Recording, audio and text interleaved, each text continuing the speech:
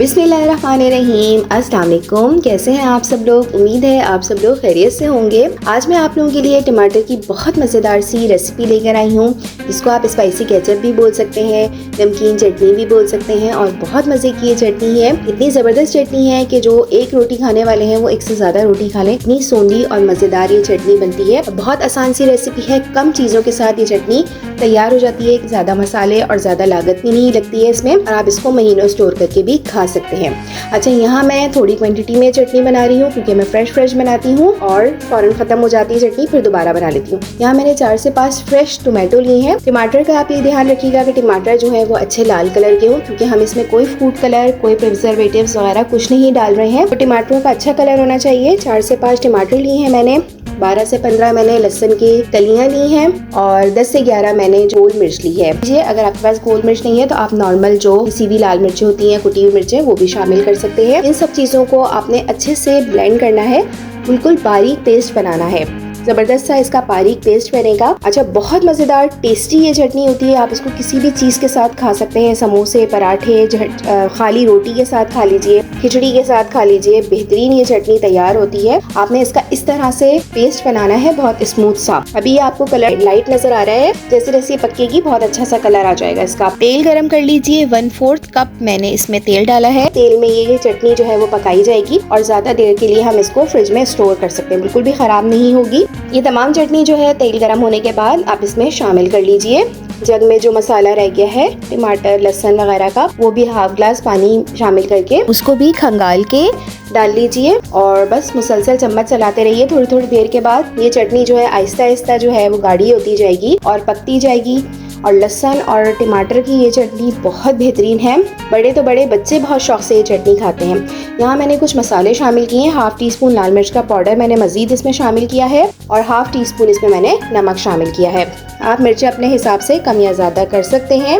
ये बिल्कुल normal spices हैं, ना कम है ना ज़्यादा है, बिल्कुल बैलेंस्ड स्पाइसेस हैं ये। चटनी आहिस्ता आहिस्ता अपना कलर चेंज करती रहेगी। आप देख सकते हैं चटनी आहिस्ता आहिस्ता गाढ़ी होती जा रही है और कलर भी बहुत ज़बरदस्त सा रेड आता जा रहा है। हमने कोई फूड कलर कुछ भी इसमें इस्तेमाल नहीं किया है। कलर इसलिए ज़बरदस्त है क्योंकि टमाटरों का कलर बहुत ज़बरदस्त था। तो इस चटनी के लिए इसकी रंगत ही बहुत अहम होती है।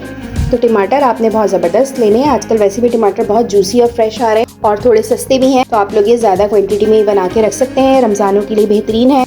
बस आपने ये ख्याल रखना है, आप किसी भी चटनी को ज़्यादा देर के लिए स्टोर करना चाहें, फ्रिज में स्टोर करना चाहें, तो वो जो बॉटल है आपकी बिल्कुल खुश्क होनी चाहिए, अच्छी धुली हुई साफ़ सुथरी होनी चाहिए, उसमें पानी का एक कतरा नहीं होना चाहिए। तो आपकी चटनी जो है महीनों फ्रिज में रखी रहेगी, बिल्कुल भी ख़राब नहीं होगी और कलर भी बिल्कुल चेंज नहीं होगा। तो ये बेहतरीन टिप है चटनियों के लिए। रमज़ान आ रहे हैं, चटनियाँ हर कोई स्टोर करेगा, तो आप इस तरह से चटनियाँ स्टोर करके रखें। और झूठा चम्मच बिल्कुल भी नहीं डालें चटनी में, साफ़ सुथरा उसका चटनी का अलग से चम्मच होना चाहिए। और जो चटनी आप यूज़ करें वो बोतल में रखिए और जो चटनी नहीं यूज़ करनी है आप उसको अलग से एयर टाइट बॉक्स में फ्रीजर में रख दीजिए। ठीक है, जब चटनी खत्म हो जाए तो वापस डीफ्रॉस्ट करके चटनी दोबारा रीफिल कर लीजिए। इस तरह से आप लोगों की चटनियाँ जो हैं वो काफ़ी अरसे तक महफूज रह सकती हैं, बिल्कुल भी ख़राब नहीं होती है। ये चटनी फ्रिज में जो है महीनों रखी रहती है क्योंकि ये तेल में पकी हुई है, इसलिए ख़राब नहीं होती है। आप देख सकते हैं चटनी हमारी जो है वो आहिस्ता आहिस्ता गाढ़ी हो गई है और इसने तेल बिल्कुल छोड़ दिया है। तो यानी इसका मतलब है हमारा जो चटनी का पेस्ट है वो अच्छे से भुन चुका है। खुशबू भी बहुत मज़ेदार आ रही है। मैं इसको आपको प्याली में निकाल कर दिखाती हूँ। ये देखें, आप इसका कलर देखें, इसका टेक्सचर देखें, कितना ज़बरदस्त है, कितना थिक है। स्पाइसी सी, ये खट्टी सी चटनी